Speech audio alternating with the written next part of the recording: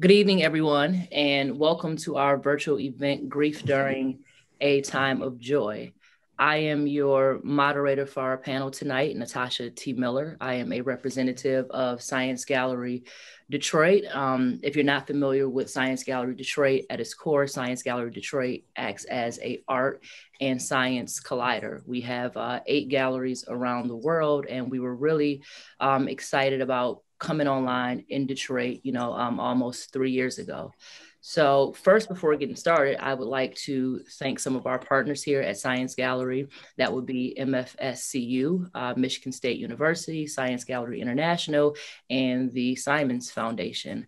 I am the community engagement manager at Science Gallery Detroit, and since coming online with the gallery almost 3 years ago myself, I felt that as community engagement manager, it was important for us to bring conversations that were important to the community to life in Detroit and abroad. So that's kind of what brought us here today to Grief During a Time of Joy, a little bit of my personal story and a little bit of our personal mission. So a few years ago here in Detroit, my brother Marcus was murdered. And I spent about 6 years just trying to process the grief that I felt from over his death. And one night I was laying in bed and I was trying to figure out, what do I do with this grief? Who do I talk to? Who do I connect with? Is there a community for me? And I woke up the next day and I decided that if I couldn't find the community, then I would create the community. And Science Gallery Detroit was so helpful in backing me and helping me make this come to life.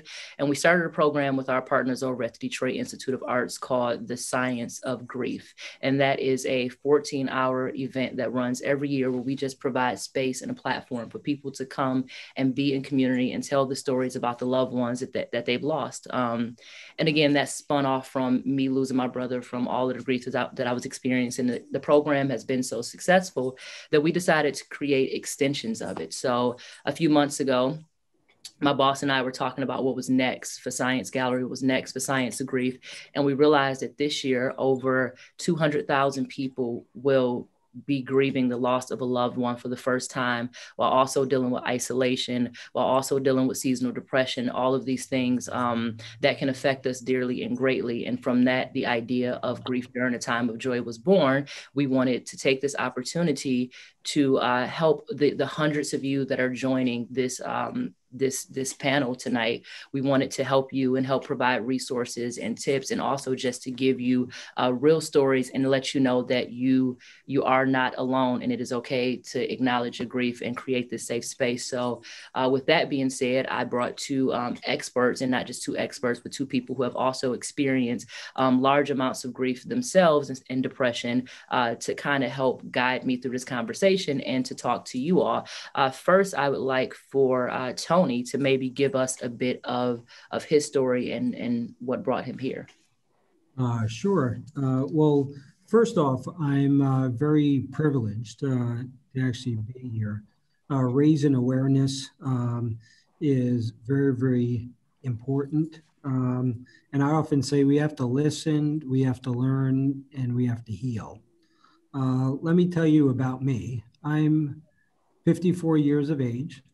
I chose to be a pediatric neurosurgeon because I sought to live a life to bring healing to those with neurological disease.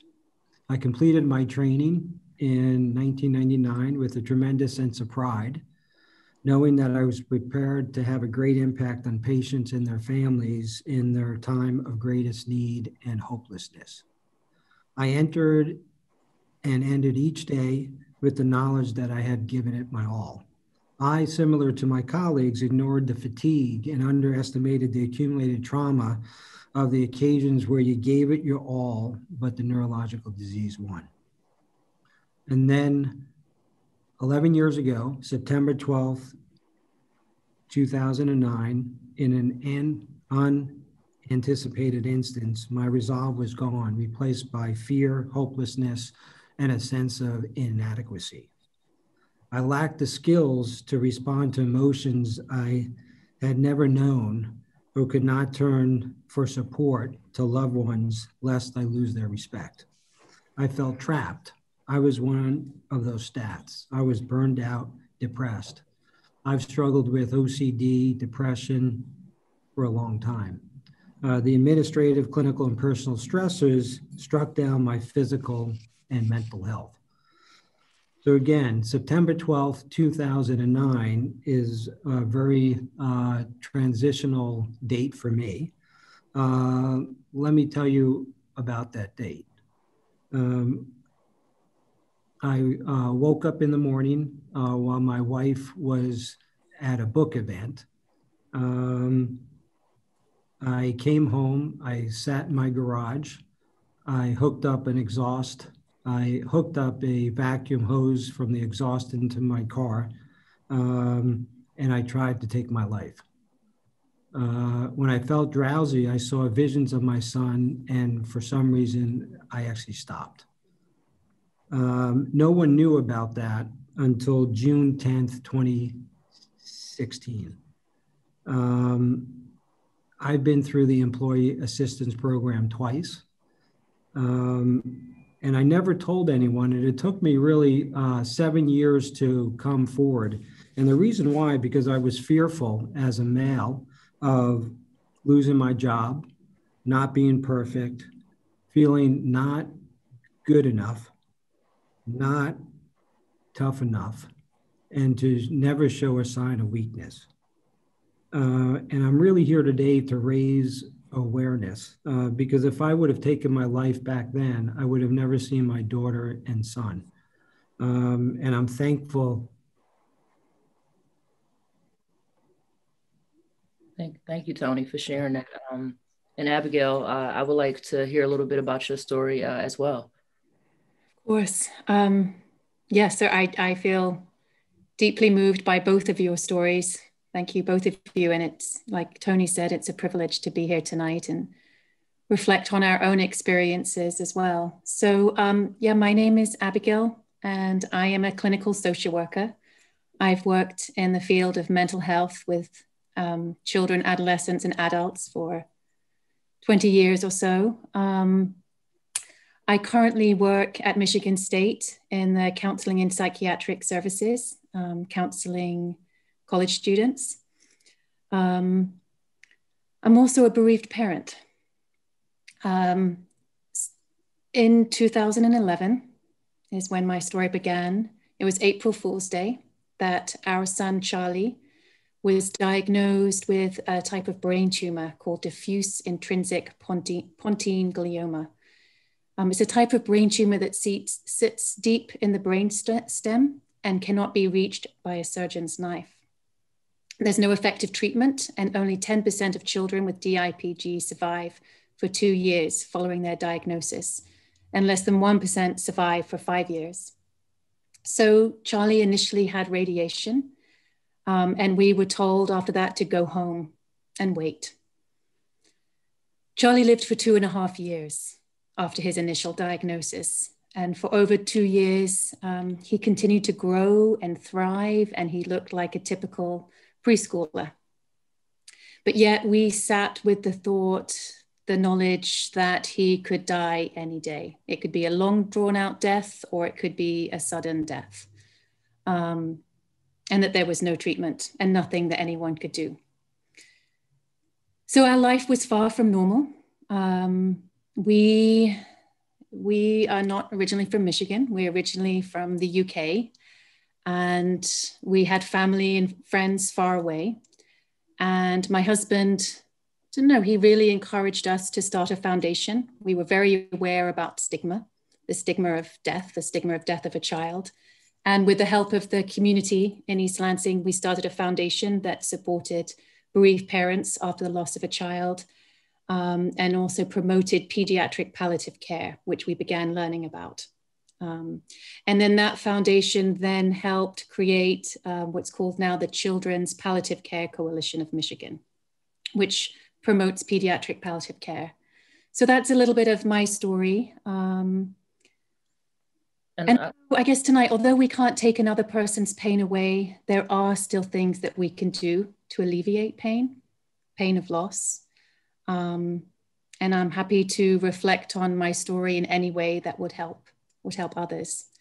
Just one final thought. So tonight I'm sitting with a heavy heart. Tonight, at midnight, 7 years ago is when my son Charlie died. So tonight is the anniversary of his death. So it's very meaningful for me to be here tonight and to talk to you and share my story. So thank you.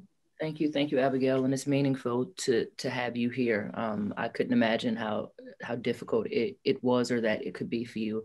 With that story, we had a lot of people who just, lost their children or who have lost children. And they're wondering how do you go on? Like, what was your motivation to go on, or what could be their motivation to go on after losing a daughter or after losing a son? Oh, that's a big question. I think the very first thing, it's really important to connect with other people who get it. It's very powerful sitting in a room with people who understand loss and who understand the loss of a child. So that's the first thing. That's really important to seek that out.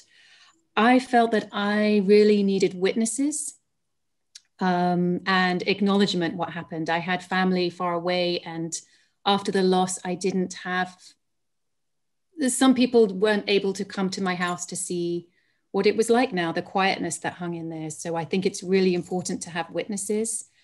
And I think it's really important that our feelings are validated. But it's a long road, and people try to reach out for help. And I think it's also important for the griever to be open to that help. Yes. But and maybe we can, as we talk tonight, we can keep coming back to that question as well.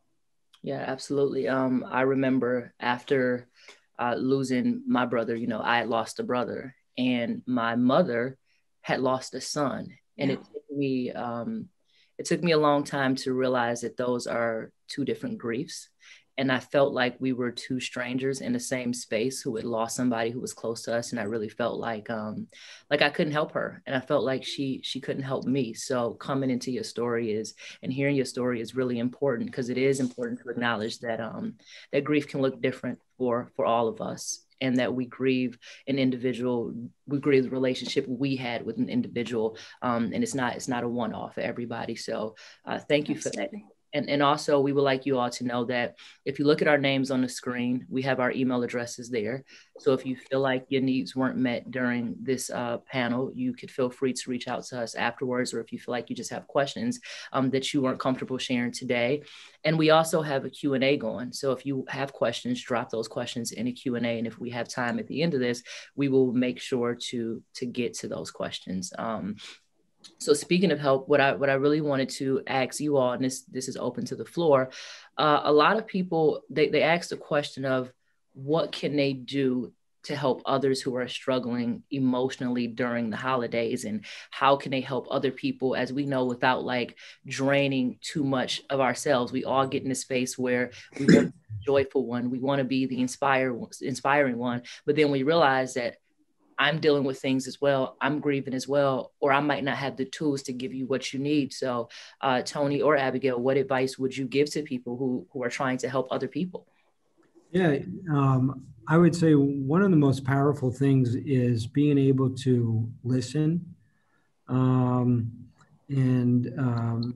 As you all said, is the ability to acknowledge. And it's important to reflect because people grieve in all different ways. But I think the acknowledgement and reflection of what that person meant is a really important thing. Is because even though people are gone, I'm a true believer that their spirit is alive still, and so really, but I can't impress upon being able to just listen to someone grieving is more powerful than offering advice. Absolutely. Absolutely. And I think we all feel disempowered when somebody dies. We want to make it better. We want to say the right thing.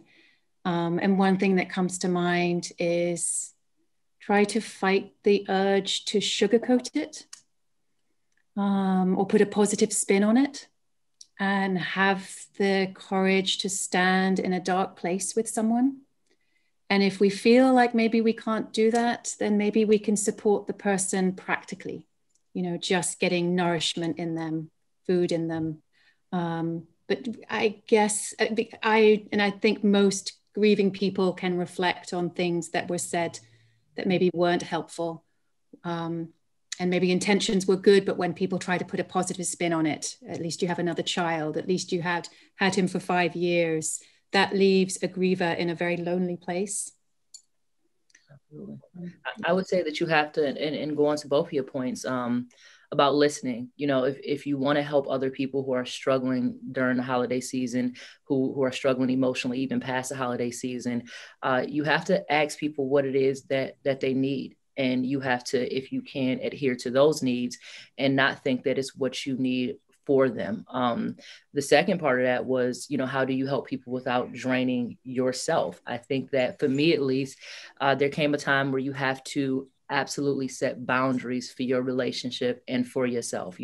There was a point where, and this is the importance of us three, I think, being on this panel together, there might be people or friends of yours and maybe not who don't know what today means to you or what today is. And, people who didn't know that Tony thought about committing suicide, and people who didn't know that I was dealing with what I was dealing with, when my brother passed away. So I felt so drained because people would just ask, because they look at you on the outside and they think that everything is fine. You're a doctor and you have a good job or whatever life has given you. People think that you're not dealing with what you're dealing with. So I think it's very important that you don't drain yourself by saying, I have to have boundaries. And when I'm listening to people, I have to tell people there are things that I need as well.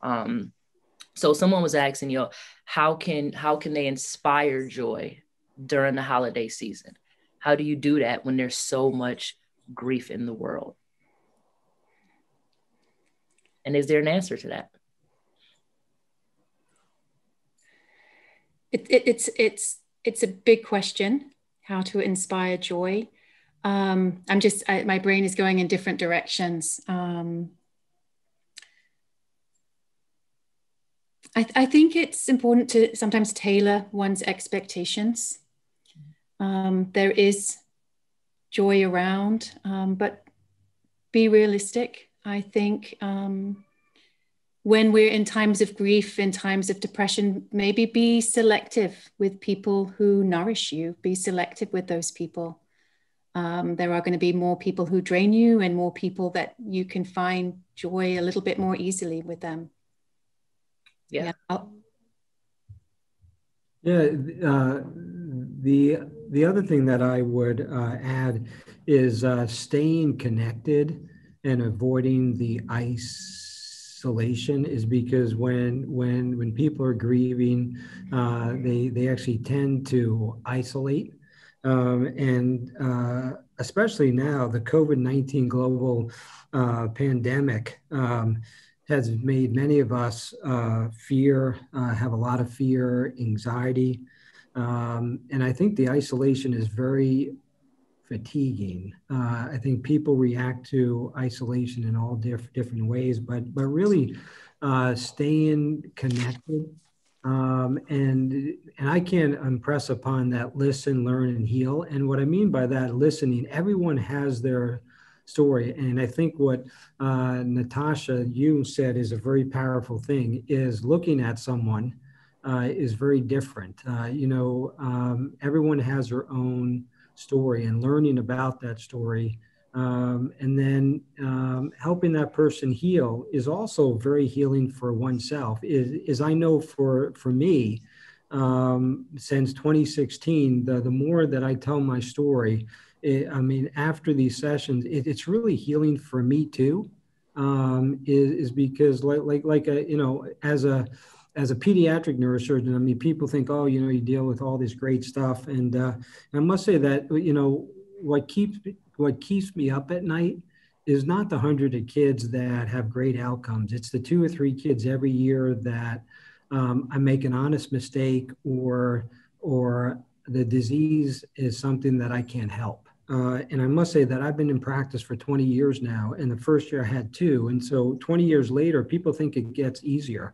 But I have over 40 children there that I hurt or could not help. And that's an incredible amount of guilt. But what I'm getting at is sharing my story is actually healing for me too. So, I mean, it's, so. Yeah. And I would say, like, if you're exhausted, then before you can give to someone else, you have to fill yourself back up, right? We put so much burden on ourselves, especially during this holiday. This holiday season is unlike any other holiday season that most of us, have experienced in our lifetimes or will ever again. So the acknowledgement of that is important, because you might say to yourself, I can't inspire and give someone else joy right now because I simply don't have it myself. And also, you don't have to me at least, put the burden on yourself to be the source of someone else's joy or to be the source of someone else's happiness. That's where we as individuals have to say, what is the source of my own joy? What is the source of my own happiness? And that doesn't mean that you can't be good to your friends and be good to your family. But when you start to take on all of those pressures of being someone else's joy in a time where you have no light in you, I think it becomes more harmful than it is helpful to both parties. So again, just listening and also talking and saying, I have nothing right now, or you have nothing right now, and I want to give you something, but I don't have it. And the person on the other end saying, and that's okay, right? What people were asking, and I think it's really important, is, how do people manage their mental health during this season? People ask about new medications, and people are, working at home. Everybody wants to ask that question of, how do you manage your mental health in a healthy way? Yeah. So I think the first thing, you were talking, Natasha, about self-care. I think that's the first way I would answer that question. And what does self-care mean? I think grieving people, depressed people, it's very hard to have self-care when we're not feeling good. So I would just start that question with really basic, being really aware of, it sounds so basic, but drinking water, getting nourishment into you, thinking about what feeds you. Tony, you reflected a little bit earlier. I think it's important, and I know, Natasha, you've touched on this before when we've spoken about writing. It's really important that we give our pain, our stories, space. I found a lot of healing kind of accidentally through writing, through journaling, and that was really powerful for me. I did it really because family was overseas in the UK, and I wanted to communicate with them. And I knew that people couldn't understand what it was like to raise a child that was terminally ill. And it was, and writing actually letters to Charlie while he was alive. And I continued to do that through my grief. And it was, it was a place that I could begin to process my pain and grief. And I think that's something that's really important to do in the self-care. How do we process grief? So looking after ourselves physically. Tony, where do your thoughts go with that question? Yeah, so I mean, what I would add is what brings you joy, and having those self-care and coping skills. But everyone has their story, and really what brings you joy, and try to connect with that. Is it exercise? Is it eating better? Is it mindfulness? Is it journaling? Is it is it reading? Is it music? But really connecting back to yourself, because these situations are incredibly challenging. But also it gives us an opportunity to have a pause. And I think now, the age that we live in, people are always climbing that ladder, and really having that ability to pause, and recharge, slowing down and being in the present, not thinking about the future per se, and not thinking about the past, but being in the present. But also, is I would add is I always say that you get to choose the type of day you have. And what I mean by that is some days are better than others, but at the end of the day, you get to choose that day, and so keeping things in perspective is actually really important.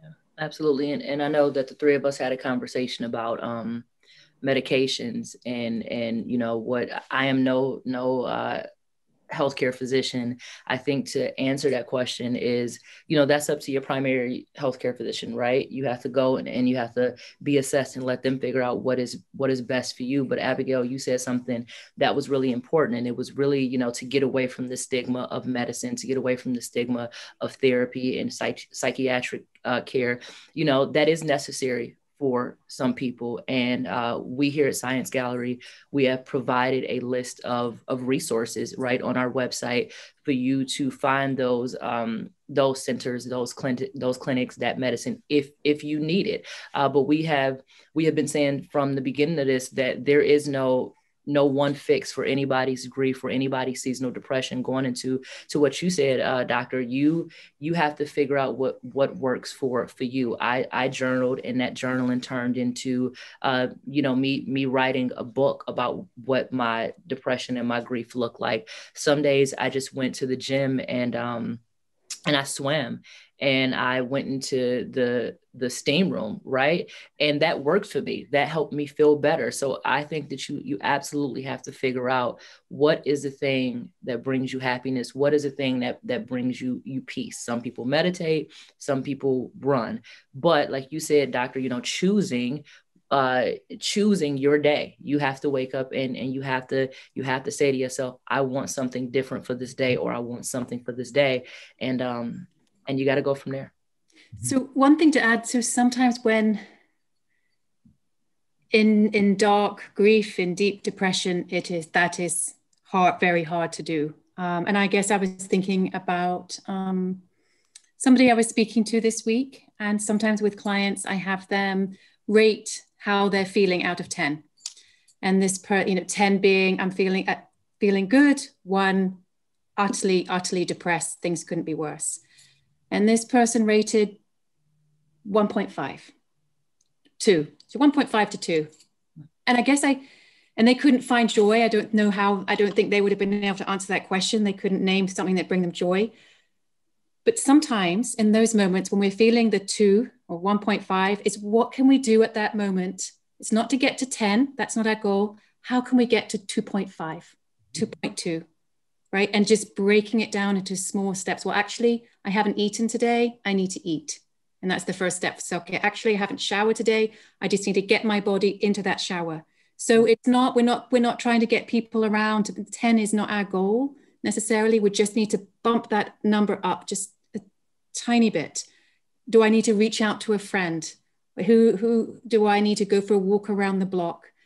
Do I need to withdraw from people right now because I can't stand being around anyone? How do I go up 0.2, right? So maybe it's just breaking it down. I mean, I absolutely, love that answer. We look at the big picture, right? And we try to color it all. And sometimes you absolutely cannot. I was struggling with writing for a while, and my therapist said to me, maybe you can't write the book tomorrow. Maybe you can't write the book next week, but maybe what you need to do is just open up your computer every single day and just look at the screen until a word comes out. And it's just one small step at a time. And that's okay. Anthony, we definitely had a question for you that I think is on a lot of people's mind is, you talk about like choosing your day. And we have someone that wants to know, when you were at your lowest, and how did you choose what day you were going to have? How do you do that when you feel so low? Are you still in control of your mind? Are you still in control of your day when you're at your lowest point? Yeah, I've learned that. I must say that through self-coping skills that I have developed since that day, and it's more of a journey. If we get back, you have to acknowledge, but then you really have to commit to ask for help.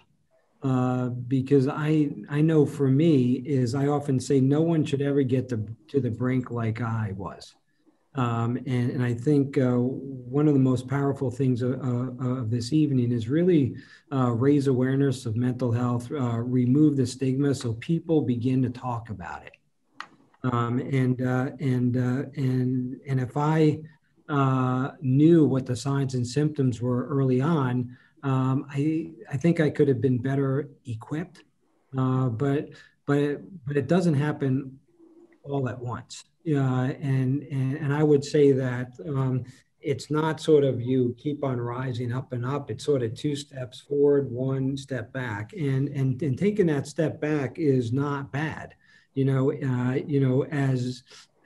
long as you're learning and healing. But I think it's important that never lose hope, because at my lowest, I lost hope. And I isolated myself, and isolation is the wrong thing to do. Absolutely. So, Tony, that's a really interesting word you just used, is hope. Mm-hmm. With Charlie's diagnosis, I had a lot of mixed feelings with that hope word. Mm-hmm. When people would say, well, I'll pray for you and hopefully God will save him. Or I knew that I couldn't hope for Charlie to survive. So I guess to zero in on that language, I guess it's your hope changes. It might not be what you want it to be. I'm trying to break down that word, but I just remember feeling the word for me, hope, was, I don't know how to say it, just loaded. And I think it changes. Like my hope was for Charlie to have a good death. Mm. My hope was for Charlie to not suffer. My hope was that we could squeeze out in this midst of agony and pain, watching him die, that we could find joy, and we did. So hope changes. I guess I just wanted to highlight how I was thinking about that word. Oh, absolutely. And I love that. We're talking about isolation as well. And we had a question coming in where someone wants to know, how do they open up to those in their COVID bubble who are not grieving like them? Yes. I think the grief of a grandparent versus the grief of what I would call a frontline loss is very different. And it is important to be with people, again, who get it. And I think we have to be, I think it's super tough right now. There are programs, and maybe Natasha, we can put a list at the end where people can get matched up and meet other people who have had similar losses. That can be powerful. Support groups is something that comes to mind, and we can do, it's not ideal, but virtually right now. But it makes it harder to connect during this time, definitely. Yeah, I mean, and even, aside from COVID, when I was grieving, I felt like my friends weren't. And again, that's what led me to the science of grief. It's important to just find community. I think that you all are here today because you wanted to find a community. You wanted to listen to 3 people who didn't have the expertise, but who had the experience to hear us say, we are like you. We have dealt with these things and we deal with these things. I don't think either one of us are done with it. So, in this COVID bubble, you have to find a space to not surround yourself with people who you feel even more isolated from because they don't know what's happening in your life. Simply find another circle of people, and those people can still exist in your life, but you might just need something else. And I think that that's okay. Another question that came up, and this even came up for me, is how do you honor and celebrate the the loss of a loved one? How do you honor their memory? I think in and out of the pandemic that we exist in. Absolutely. Yes, I'm thinking back to our first Christmas without our son and how to remember him. I think also it touches on that this can be a unique experience to each of us. How I might want to honor and remember Charlie was different than my husband. So sometimes it's a little bit of trial and error, what feels good. I remember that first Christmas, and John, my husband, doesn't mind me talking about him. He said it was fine. He also agrees in breaking down these myths and taboos of grief. But I remember he wanted to stuff Charlie's stocking, or he wanted to, and I'm like, no, we're not. And he wanted to set the table, to have Charlie's place at the table. It was a little bit of trial and error. What felt good? How do we honor? How do we remember? And over time, we get better at coming up with those ideas. For me, for Charlie was really known. He was known to be kind. And so I try to honor him doing kind acts on his anniversary of his death, on his birthday. So over time, we can come up with meaningful things, but sometimes it's trial and error. None of us have done this before. We haven't grieved this person before. We don't know what will feel good. We don't know what would be meaningful.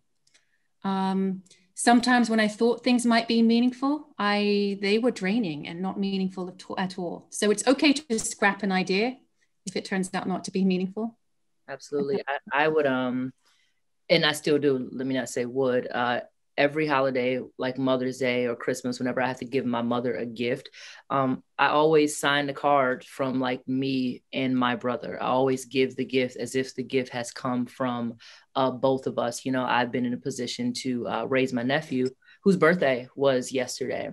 And during that birthday, you know, I always make it clear that this is from me and your father, who is no longer here. But I would agree, it is trial and error, and it is something that is very personal. I would say go and think about what that person meant to you, what that person meant to your life, and get creative with it. I think that grief, one thing that it does is allow us some sort of space to step outside of ourselves and be creative, like much like the letters that you wrote to Charlie.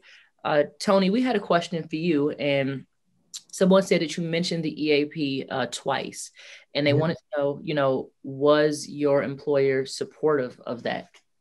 Yeah, so I was the reason why I went through the EAP program, because I knew it was a confidential program that that my employer could not have access to, because I was very fearful of losing my job, and in fact, that's a really critical time for me, because when I first told my story in 2016, is I got a lot of pushback before, and I told my story in front of 400 people, and my mom and stepdad were in the audience, and they did not know. And I must say that people were very concerned about me coming forward, but I made a conscious decision that if I'm going to be that I'm all in. And this is really important to me. This is who I am. It's something. Everyone has a story. Everyone has their struggles. But life is a journey. It's hills. And so, but I went through the EAP program because I knew it was a confidential. But I can tell you, I was definitely afraid of doing anything, because I was really afraid of losing my job. Yeah, and I think that that within itself is its own type of grief. To think to say, hey, I need help, someone would say, then you don't need to be here. We could never tell you to leave a job or lose a job, or, we don't know what anybody's situation is, financially or anything. But I would again say, if you ever have the opportunity to be in a space where people support you, that is the most important thing, even if it comes to your job. We had someone here that said, what do you do when there are no resources available? And I would say to you, this is a resource right now. And those lists of resources that we have provided are real resources. There are things that you could go to, that you can attend, some free, some not. But I will hope that you feel like you have never run out of options. And, we here at Science Gallery, Michigan State, the three of us can promise that at least for us, we're going to make sure that we keep trying to provide resources to you all. And that doesn't mean that we can do everything, but we can do something. So going back to what Tony said, don't lose hope. There's people and programs out there, and we're trying to put attention on them. Something that we talked about, Abigail, a few days ago was, how do you celebrate when you have lost a loved one? The guilt that you feel when you feel happiness over when someone has passed away. Absolutely. It's a tough one. During how do we celebrate during the time of holidays? It's very important. This is a time where we don't feel like we're in control, and it's really important. That's really important to focus on what you can control. Trust that grief is part of healing. All of those feelings that follow are part of healing, and it's really important to set boundaries with people. Yeah. And I think that, something that we discussed was, grief doesn't always have to be heavy. A lot of things can, because we talk about those stages of grief that we both have agreed that we just simply don't really believe in, because grief can be so messy. Maybe a couple of years after my brother passed away, there were moments where I felt happiness. It wasn't over his death. It was just happiness. And then I talked myself out of the happiness. I said to myself, how dare you feel happy and your brother is dead? And then I had to go back to myself and say, you deserve happiness. You are still alive. You could still celebrate. My very personal story, my brother was murdered on December 28th. This is 3 days after Christmas. The New Year's came up, right? And then my birthday is January 3rd. My brother was cremated on my birthday, and his funeral was a day after my birthday. So those first few years, I wouldn't celebrate my birthday, because all I would think about is, my brother's dead, my brother died, my brother got cremated on my birthday. It just became about his death. And then it took me, years to come out of it and say, I'm still alive. And it's not me saying that I'm not acknowledging his death. I'm not acknowledging that sadness, but I am acknowledging that my grief can look different at different times, or my grief can exist. I can be sad around the holidays and happy around the holidays. I can acknowledge that my brother was cremated on January 3rd, and I can also acknowledge that I'm still alive on January 3rd to see another year. So know that both of those things, I would say, can exist at the same time. Absolutely, they can coexist. And I think a way to do grief, see if this makes sense to you both, is to sort of befriend your sadness a little bit. I know that, thinking about my husband's grief, how he did it, he ran from it. He is an academic. That's kind of who he was anyway. And he distracted himself from the pain, which was a okay coping skill for a while. But you also need to be okay with sitting with the pain. Sometimes I don't mind crying. I don't mind crying thinking of Charlie. I don't mind remembering it, thinking about him. I cry. I don't want to not cry. It's okay for me to cry. So I'm more okay to blend that. Does that make sense? Yeah. And I would say personally, for you, Tony, is there any advice that you would have on celebrating while, because I'm sure during the time that you were dealing with your bout of depression, you still had your own family, so there were probably moments where you did come out of that moment of depression, or they both existed at the same time, and maybe you could paint a picture of what that looked like for you. Yeah, it's I would say that it's a journey, and also it took me a long. I mean, it took me a long time to realize you have to celebrate your successes, and I never did that. But also the other thing I would add, we must remember that we are never alone. Because even in the darkest moments, we actually learn lessons that could bring light for others. And yeah. Absolutely. Someone asked the question of what do you do when seasonal depression extends for months or even years? Any advice you would give to them?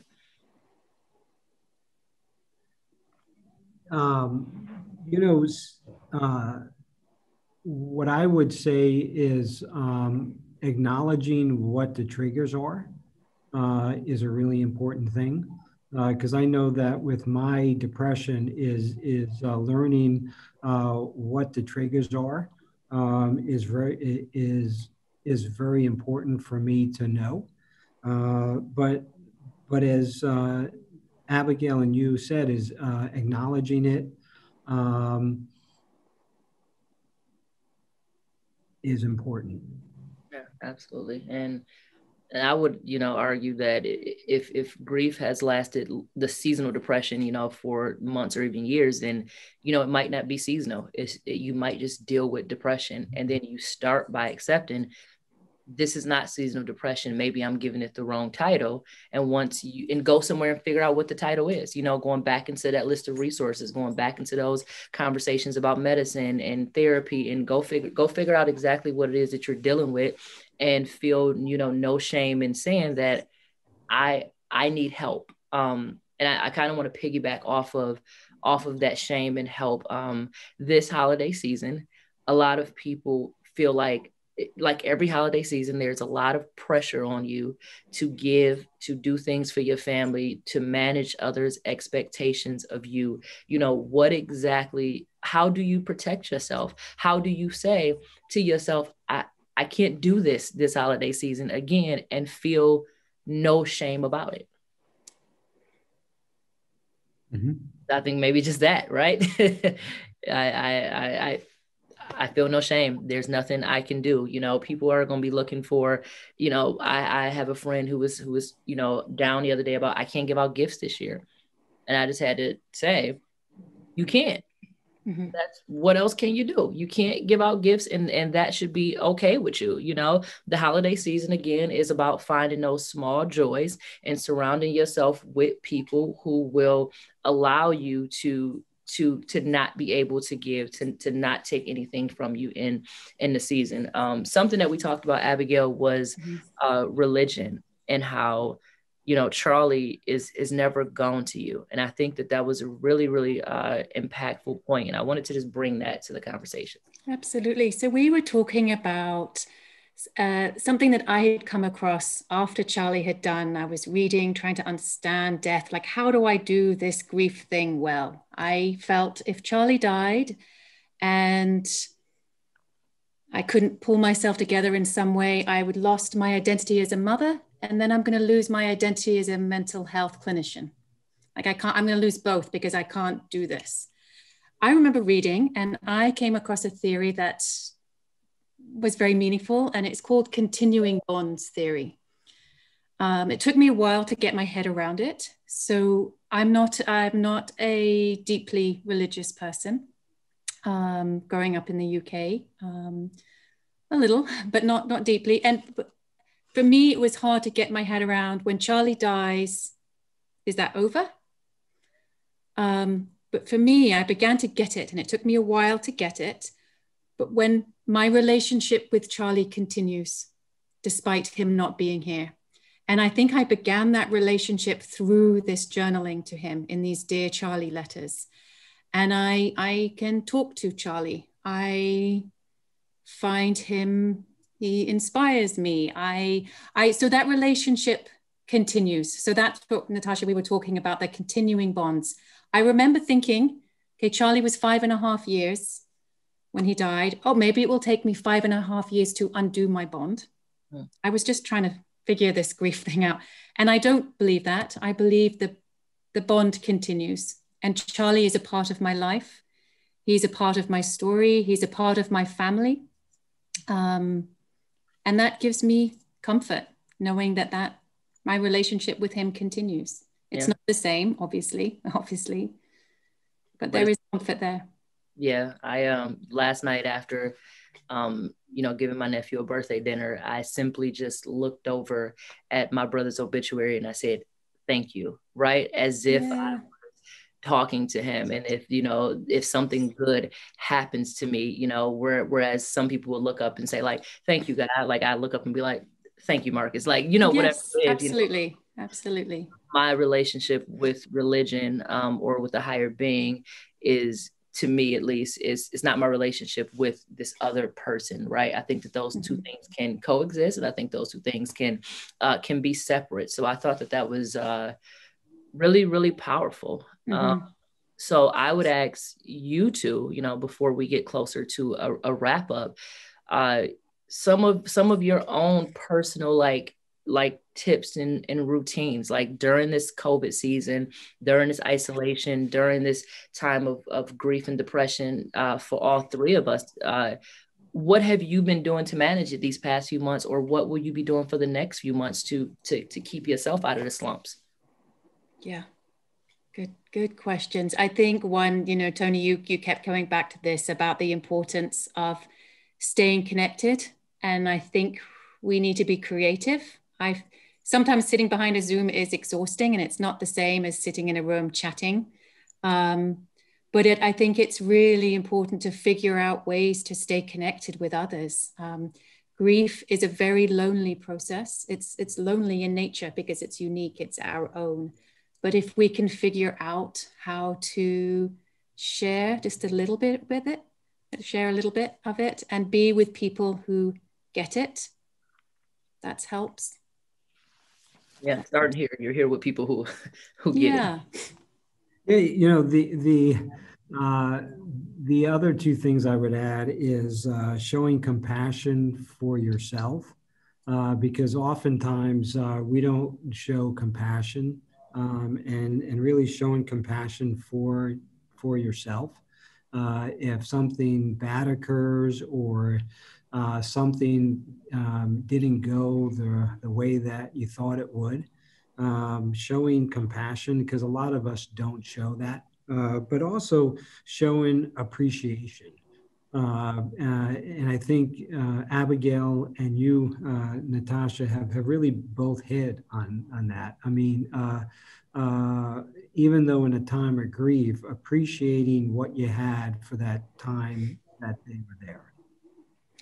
And then continuing that appreciation, because what really resonates with me is what you said, Abigail, showing kindness on the anniversary. And I think that's a really powerful thing, because even though something terrible occurred, but having that positivity and showing others that kindness, and because I personally think in this world we need a lot more compassion, a lot more kindness, and a lot more love. Absolutely. And I think ultimately, so somebody dies, and when and especially out of order, or it's sudden, or there's trauma to it, it violates our safety. The world is no longer predictable. And with COVID, we've lost predictability of life. And this is a word, Tony, you're just talking about it, so I'm just piggybacking off you. People heal from kindness. So if we want to help somebody else, or if we want to help ourselves, self-compassion, it's kindness. And mental health practitioners don't use that word a lot, but that is how people heal, is through kindness. And through kindness, that makes the world just a little bit safer. It's as simple as that. Absolutely. Well, before I get to kind of my routine, we had another question that slid in here, and I think it's fair if we answer it. There is someone asking about the loss of themselves. They have just discovered their own personal grief at the age of 67 a year and a half ago. So now how do you get that self back, or how do you deal with the grief? I would kick it off, and it is, again, no right or wrong answers here. I would kick it off by saying that you are a different person. And I think one thing about us is that we don't want to change. We want to be who we are, which is why death is so hard for us, because someone who is a fixture in our life is no longer a fixture in our life, right? It's like losing, it's like getting divorced. It's like all these things where you lose people, and sometimes you even lose yourself. But maybe embracing the transition, maybe embracing the change, maybe saying who I was for 67 years, I no longer am that person. And now figuring out who will I be for the next however many years that I plan, or God plans for me to be here. When I lost my brother, that was I had to realize that a large part of my identity was built on me having a brother. That was a prominent relationship in my life. So losing it felt like I lost myself. Like, I would talk about my brother all the time. It was like, I couldn't even now get away from talking about my brother. I still have to talk about him and talk about what we used to do, because that was so dear to who I am. But you realize I am somebody else. And it is okay for me to be somebody else. We all go through transitions in life. Nobody stays the same. Nothing stays with us forever. We leave people, people leave us, and sometimes including ourselves. So do you have anything that you would like to offer to that? Only that I relate to it and I understand, just to normalize that feeling. I remember what you're speaking to, Natasha, is I remember I missed Charlie, but I missed me. I missed the fun me. I missed being his mom. I'm good with little kids, and I missed that side of me, and I missed other people seeing it. We are different after these experiences, and that's okay. That's okay. We're different. There is a term, I think, I think most of us have heard of post-traumatic stress. And maybe we could end, and we're getting close to the end, of talking about, there's also a term called,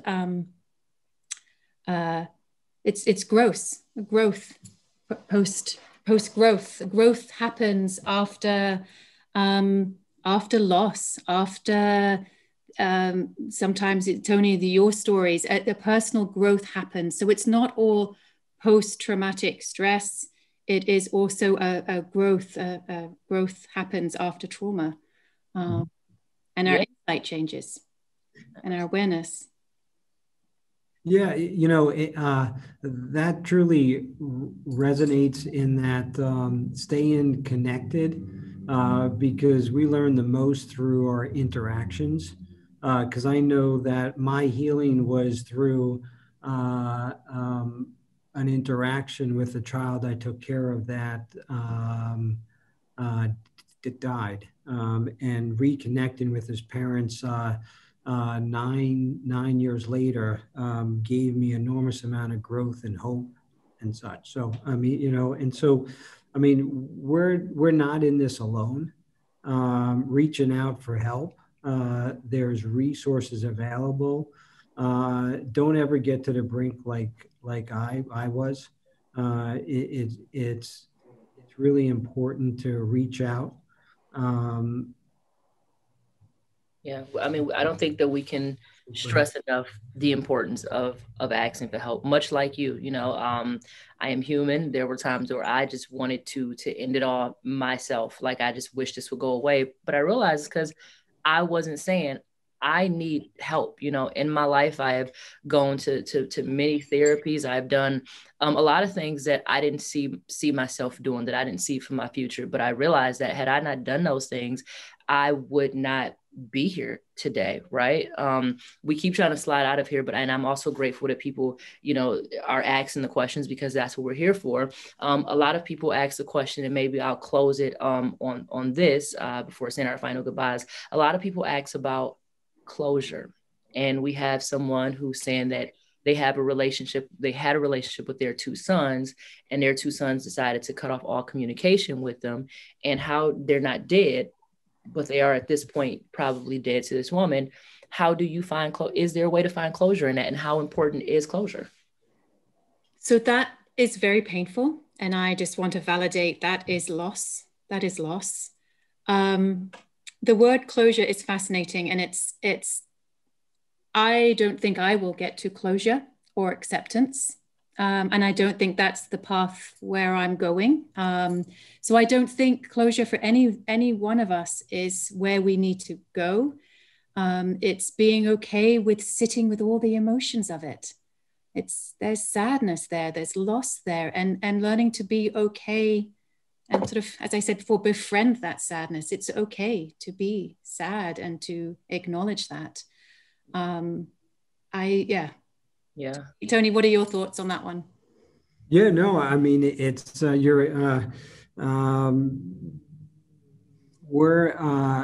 we're emotional humans, Yes. and having those emotions allows us to grow and think. But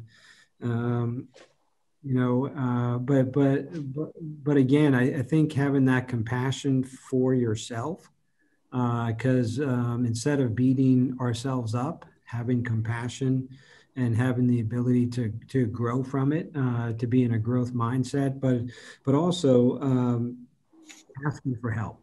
Don't be afraid to talk about it. Ask for help. Yeah. A few months before my brother passed away, we had gotten to it. And it was one of the first times that we were into it during our adult life. So, and it lasted for months, and he died while we weren't speaking to each other. And I remember in one of the poems that I wrote, I talk about, you died before we made up. I told the funeral home not to make you up. And that whole poem is just about how the guilt I felt because we weren't talking. But then I realized that we weren't talking for a reason, and that reason was real to both of us. And maybe I didn't get the traditional amounts of closure, but maybe I don't even need the closure. Maybe I can just go back and think about the relationship that we had for all of the years that we had each other, and maybe that was enough. So, with your two sons, I wouldn't say that maybe this is the end. Maybe it's not the end, or maybe it is the end. Maybe you do what you did for Charlie. Maybe you write them letters. Maybe you do something to memorialize the relationship, even while they're both still here and present and on this earth. But, I would say we have to rethink, what closure looks like. And we have to really think personally, what does closure mean to me? Does closure mean a final conversation? Does closure mean, because people think that, like, I need to talk to you for one last time. I need to see you for one last time. Maybe you don't. Maybe you think about what closure is for you. Closure might just be closing this chapter. Closure might just be asking that question. Closure might be, you find a new relationship or religion or whatever it is. You can't force people to be in your lives, obviously. And I hope that it does work out for you and your sons. I would hope that for anybody with anybody that they love. But for right now, like you talk about, Abigail, just sit in it and you figure out what's best for you in this moment. So we definitely talked about routines. And I just wanted to go back to that routine if nobody else wanted to come in with any questions, what it is that we are doing to manage the time, what it is that we are doing to manage, the seasonal depression or the season that's upon us. I think the first thing is creating a routine. There are things that I hold myself accountable to, at a certain day. I say this is the day that I send text messages, so I'm not overwhelmed with sending text messages. I say, at a certain time every day at 2:35, this is the time that I meditate. And then I pop my earphones in. If I have the space, then I meditate. Like you said, this is when I shower. This is when I do this. I think just creating the routine. And one thing I learned is as you start to change your behavior, I think we all know this, then you slowly start to change your mind and change your emotions and change how you're dealing with things. So say every day, this is the day that I open the blinds. This is the day that I water the plant. This is the day that, create some sort of healthy routine. So an anonymous person asked us, how do you protect your space to grieve and have those hard days when others feel you should be over it by now? Yeah, I can. That's a great question. Yeah. Can you, so I don't have my screen. Can you just ask me the question one more time? So how do you protect your space to grieve and have those hard days when others feel like you should be over it by now? Absolutely. In our society, we put time pressures on people to hurry up and get over it. A lot of pressure. I worked with someone one time, and I'm just going to grab a little tiny story here. And this person he was a bereaved parent, and he had this high-powered job, and he didn't have time to grieve. And what he did, we discussed him scheduling grieving time. And his grieving time was his commute. So it was 8 to 9, he cried in the car, and he yelled and he hollered, and he actually scheduled, like literally in his week, scheduled grieving time. And maybe, you know, to do that, whether it's privately, where can you do it? Where is a safe space for you to sit with all of those emotions and not be judged? Throw things around, scream, yell, whatever you need to do, and be okay with that. That's okay. Yeah. Yeah. Much like we talk about those, you know, those different phases of stages of grief, there is no timeline for grief. That was for me, the whole reason why I created the science of grief. There absolutely, you could grieve for the rest of your life. Doesn't mean that you can't still live your life, but you could grieve forever. There's a poem in my book that's called Family Reunion. And it says those exact words, like, you should be over by now. It's not like they're still calling. It's not like all of these things that these people are not doing, because that's why I created the science of grief, because I felt like it's been years. People are tired of me grieving. If I go downstairs right now and say that I'm sad, I would feel sad saying that I'm sad. I would feel like somebody would say to me, it's been 6 years, get over it, right? You never have to get over it. And again, you surround yourself with people that you should feel safe with. And if you don't feel safe saying to your colleagues or saying to your friends or saying to your family, I'm still grieving, but also some people don't understand grief. And that's why we're having all of these conversations. That's why we're providing these resources. I didn't understand grief until I was grieving. I remember my friend had lost her mother, and we were on Facebook, and for years, she wasn't a close friend, but for years, every day she would just talk about her mother and talk about her mother and talk about her mother. And I didn't understand it until I lost my brother. And then I went on Facebook, and every day I would just talk about my brother and talk about my brother. And if me and my friends are sitting around in a circle tomorrow, you know, having wine or beers or water, whatever it is, I would still talk about my brother, because I'm not over the grief. But you don't have to ever be over the grief. So you protect yourself by stating, hey, I am grieving, and I don't know how long it's going to take me. And you don't know how long it's going to take me. And if you don't want to be in this space with me because it makes you uncomfortable, I understand that, but I'm not going to shield or hide who I am or what I'm feeling.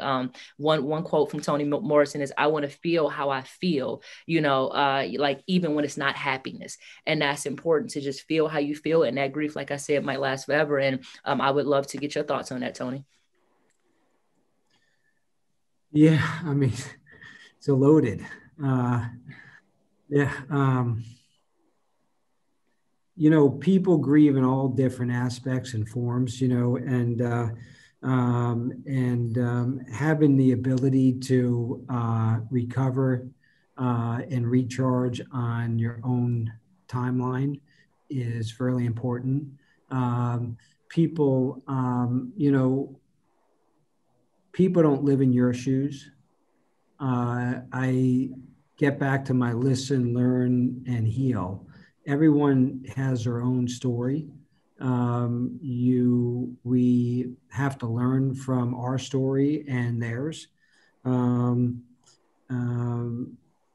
But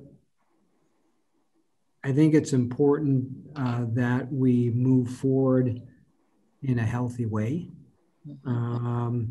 You know, and people move forward in a healthy way in all different forms, you know, and, you know, but again, it gets back to that compassion, you know, with social media now, everyone has this great life, right? You know, everyone's texting everyone, you know, photograph and all this other stuff. And I think it's unhealthy. Yeah.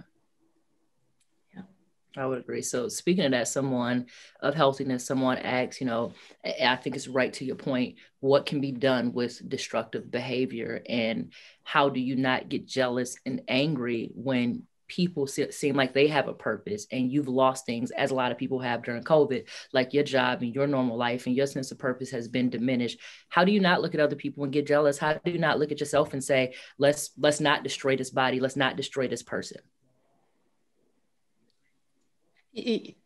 Some of our emotions we don't like, do we? Like anger, jealousy. They're all for a reason, all of our feelings. Yeah. I mean, yeah, but I think doing things that bring you actually joy, especially in times like this with the fear, anxiety, the getting back to what brings you joy. Is it exercise? Is it gardening? Is it music? Is it journaling? But really, having this time is good and bad. Good because it enables us to pause. And I'm a firm believer that every month that we each should take a few minutes and pause. Because with the social media and globalization and all the other things that going on, everyone's just running, and really having that pause, slowing down, staying in the present is really important.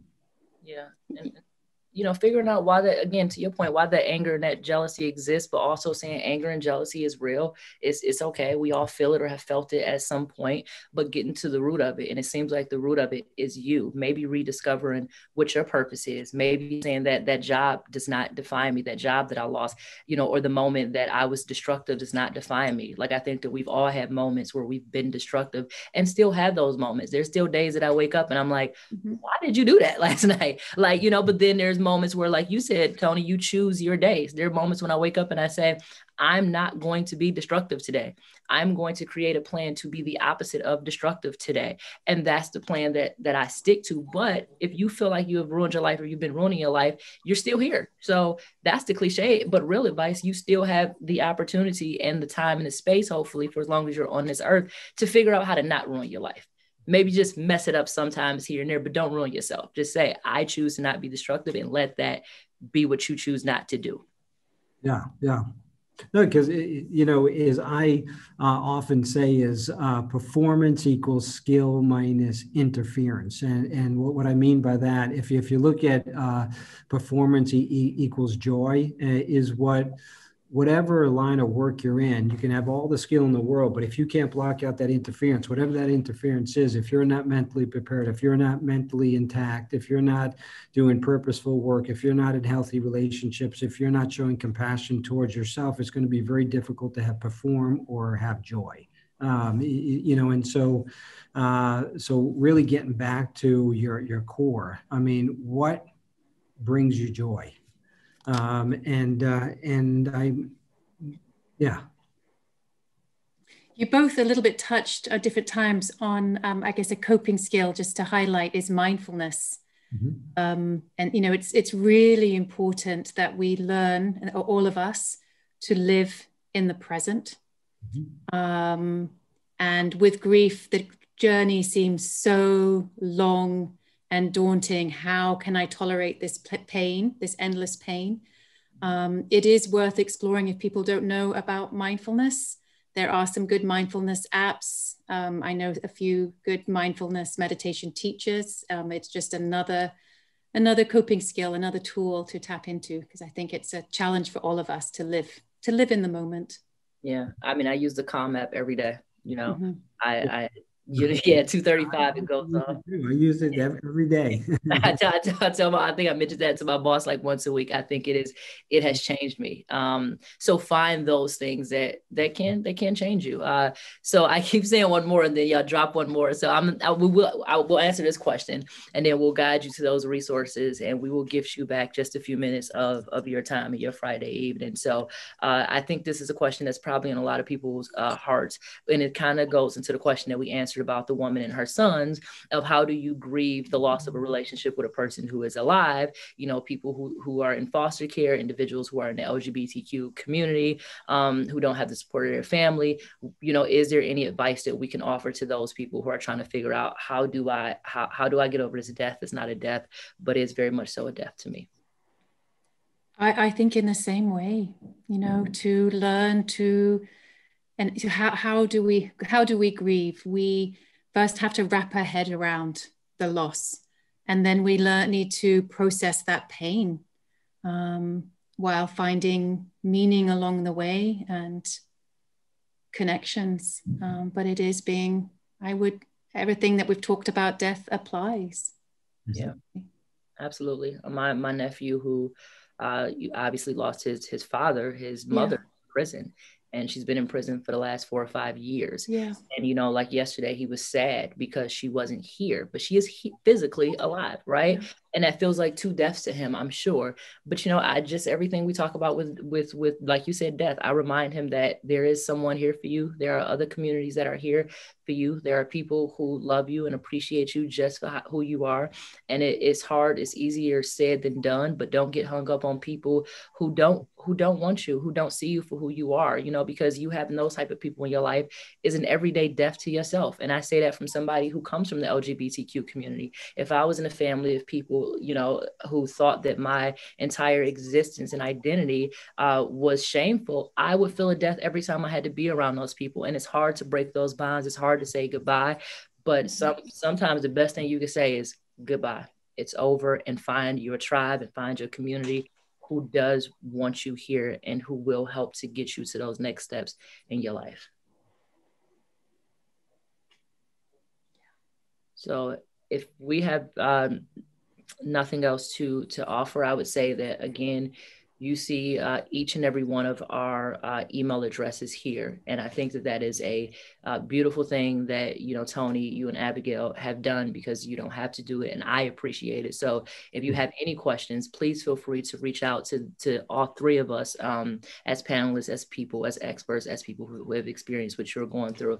I want to say thank you, Tony, and thank you, Abigail. This panel would not have been what it was without you 2, without your stories. And even in the stages that we're in, I would say that it's still hard to share. You're sitting here on the anniversary of Charlie's death, and I'm sure that is not easy, and you are giving yourself to the community and to the world. So and you're sitting there on call, and you're still making this happen. So I want to say that it has been a pleasure, and I hope that we work together more in the future. Thank you all for joining us. As we started with, the first step is acknowledgement and asking for help. And by coming here today, you all have asked for help. And we hope that when you click on our website, you find all of those resources. And if you need to help further, that you further go out and get it. We all want to see you here. We all want to see you healthy. We all want to see you alive. And thank you for making this event what it is. Thank you, Science Gallery Detroit. Thank you again to Michigan State University, to our partners, Simons Foundation, Michigan State Federal Credit Union. We couldn't have made this possible without you. And again, we have other things coming down the pipeline. We are working on a podcast that is dedicated to grief, and we are putting it in the hands of young adults who we feel like don't have the resources or the platform to deal with their grief, so that we can do our part and no longer writing them off. That podcast will be coming to you next year in partnership with WDET. And we also are working on a Science of Grief in Michigan State University in partnership with the Broad Museum. So if it is safe and the world is open, as you know, Abigail, because you and I are planning it, we will be doing another Science of Grief just in East Lansing. And Tony, we hope that you join us for that in some capacity as well. Thank you all again. I hope that you enjoy your holiday season. I hope that this panel has provided you with some sort of relief. And I hope that you enjoy your weekend, wear your mask, and be safe. Thank you. All right.